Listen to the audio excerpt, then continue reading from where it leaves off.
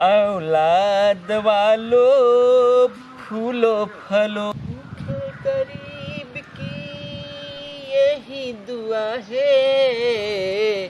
औलाद वालों फूलो फलो। भाई भाई 1 रुपया दे दो, गरीब की मदद हो जाएगी, तुम्हारा बाल बच्चा सुखी रहेगा। बाप रे बाप, बड़ी स्टैंडर्ड भिखारी बटे रे। और साला भिखारी का हो, इतना बड़ा चश्मा पहन कर हीरो का नहीं भीख मांगा था। हमने के एरिया में ऐसा भिखारी कहाँ रहता? चलो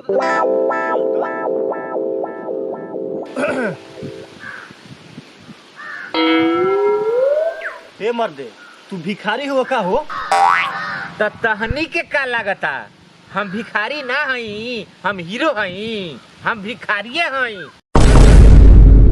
हे मर्दी, इतना सूट बूट पहन के भीख मांगा था, जरा के लोग भीख देवेला। भीख देवेला? अरे भीख तो लोग देवे करेला, आ साथ में हमारे संगे सेल्फियो लोग खिंचावेला। भिखारी के संग कौन सर्व सेल्फी लेवेला रे? कौन लेवेला? यहाँ तो लड़की संग के लाइन लगा रहता, कच्चा कुछ पैसा दे दे के हमरा लगे सेल्फी खिंचावता। सेल्फी और साला हमने इतना झाड़ झूर के बानी सो तो हमने को पूछतो नहीं, कोनो ताको नहीं देकर पहुंचे सेल्फी खिंचावता रही। ये मर्दे, आज से 4-5 दिन पहले तक देखला रही सब फाटल चिटल गंदा कपड़ा पर के भीख मांगत रहो।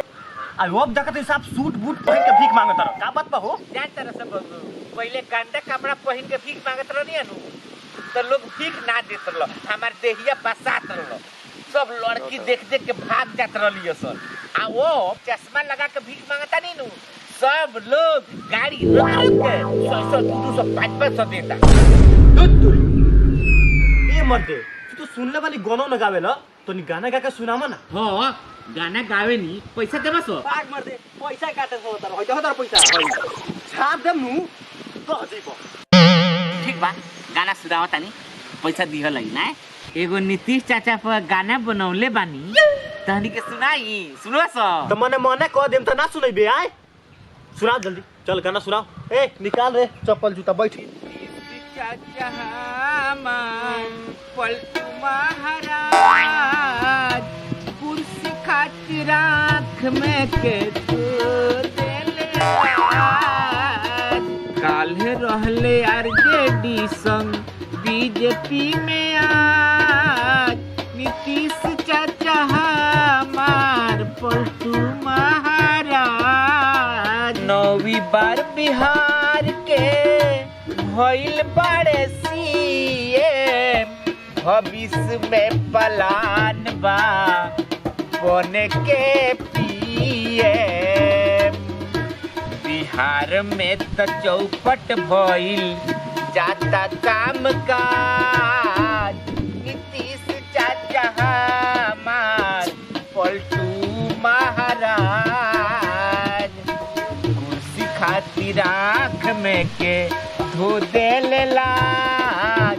नीतीश चाचा हमार पलटू महाराज, तेजस्वी संग मिल के सरकार बनवले, बीजेपी में ना जाए वो क्रिया खोइले।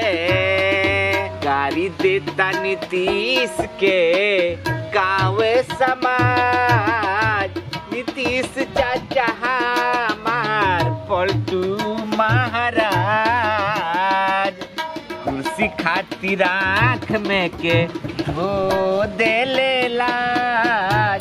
नीतीश चाचा हमार पलटू महाराज, शासन व्यवस्था बिहार के भइल बा बेकार, लूट पाट डकैती चोरी के बाटे भरमार।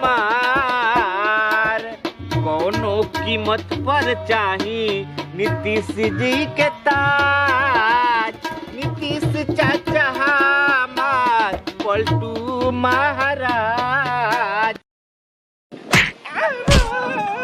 रे साला दुनिया में काय मारत रे? दे साला, हमारे नीतीश चाचा के बारे में काय गलती गाना कइले है? रे बोल साला नीतीश चाचा पलटू मारा दूंगा ना ना ना हुआ बोल जल्दी ना हुआ भगवान हुआ ना ना हुआ धोखा बा दूंगा नीतीश चाचा ना ना हुआ ना हुआ ना दूंगा ना ना फिर ते गाना काहे कइले ये गा देनी हो काहे एंग कइले भिखारी खानी रहो बोल ए भाई ए तोहरी के हुआ लगी हमरा मार तर लइया हमनी तोरा मालूम नहीं है हां ना नीतीश जी के चमचे बेल चाहिए चमचा बेलचा और इलेक्शन नियर आ गइल बा हां अब भदौगा बैंक खानी उतर गइल बा अच्छा तो उतर के डर से तो का करबो सो का करम सब तनी बताओ तो रे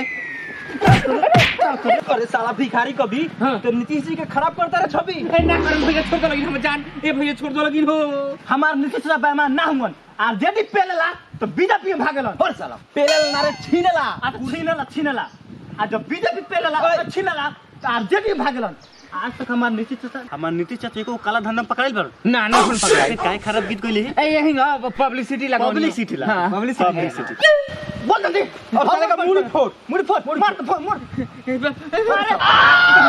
ए भाई छोड़ दो लगी ए छोड़ दो लगी टकला भाई छोड़ दो लगी छोड़ दो लगी टकला फोड़ साले का सब कुछ तोड़ ना खिली बाबू को अच्छा भिखारी अब बोलती गाना का बतले ना काम ना काम फोड़ टकला आवाज मस्त होते रे बजा एक काम कर गीत का हम बजाओ तनी कमरिया कमरिया